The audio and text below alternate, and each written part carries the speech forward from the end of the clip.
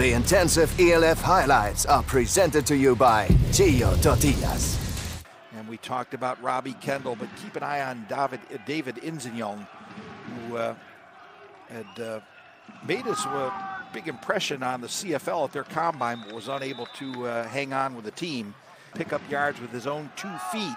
Rolls out of the pocket this time to the eastern side of the field. Frisch is now QB1 of record. He'll throw the ball on the screen to Joshua Mack, and the Mack attack is back in the end zone. Well, we wondered what the addition of Joshua Mack would mean for the Cologne Centurions offense. And there's your early answer. So far, it's been one big positive.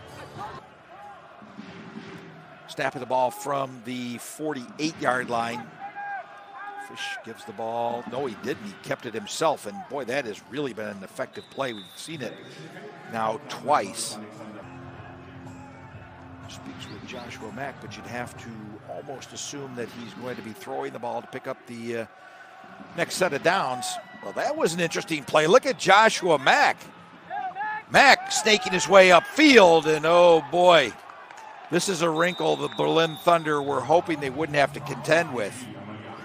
Crawford comes across the formation, resets, and makes himself available. Frisch under pressure and sacked. And on 4th and 14, Jens Appelt will be called upon to kick the ball out of the hands of Justin Schlesinger for a field goal attempt. Well, Appelt drills the ball between the Torstange.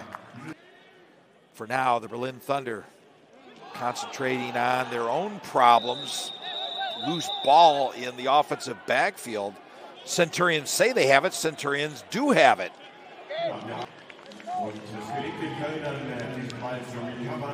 Well, I don't know what that looked like to Chris Richardson, but he pounced right on it. That was like an early Christmas present for Chris Richardson Jr. As he almost overran that ball. And he said, "Whoa, wait a minute. Hey, there's a pigskin here on the deck." Quentin Pounds from the wildcat position.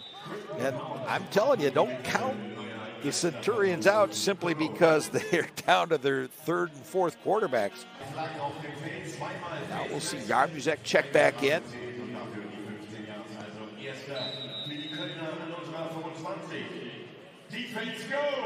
Pressed into service after the injury to Alexander Frisch.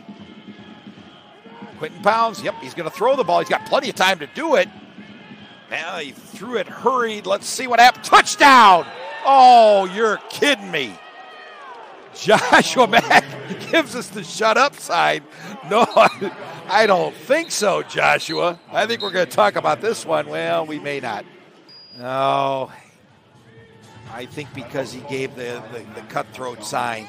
I think that's what the signal was. Now I get it. So this is the flea flicker, Joshua Mack, and then he just runs basically a wheel route up the sideline. And he had to come back almost into coverage to pick up that ball from Pounds.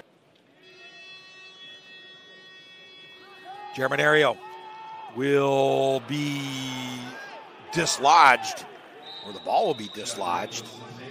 And this is going to be called a fumble on first instance. This is Centurion ball. Well, a twist of luck and a change of fortune. It's Paley, the newcomer, who is certainly on the final end. Yeah, that ball just up and left Joe Germinario. So I certainly like the choice of personnel, as he's flanked himself with no less than 3 running backs, and now he'll throw long downfield. Caught! And this is going to be a foot race. Valentin Rödiger will not win the foot race, but man, did he run off a chunky yards on that play. So Masio Baird finally catches up to him, but not before just slinging the football upfield. The lefty, Quentin Pounds, finds Valentin Rödiger.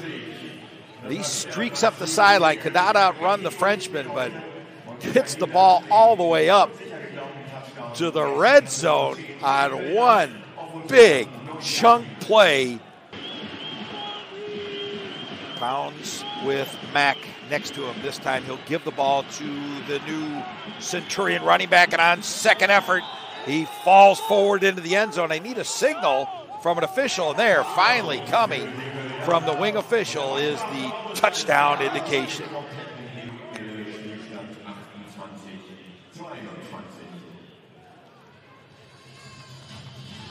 You know, Zeregbe thought that he had him stood up, and Mack just kept chugging all the latest dealings and goings on around the league as we get ourselves ready for the final weeks of this season and the playoff race.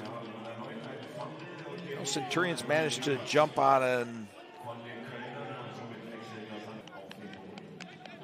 Chris Richardson Jr. Ruling on the field is a fumble recovered by the Cologne. Richardson thought as long as he was busy with that tackle, he might as well just go ahead and take the football as well.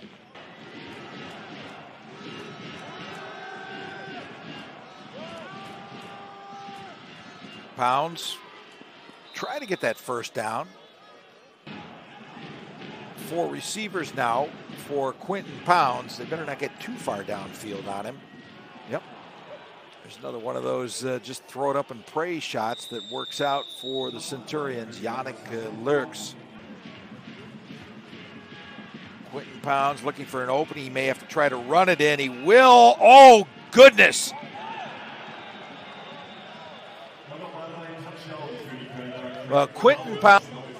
Quentin Pounds willed the ball into the end zone. I'll call that a zero-sum game.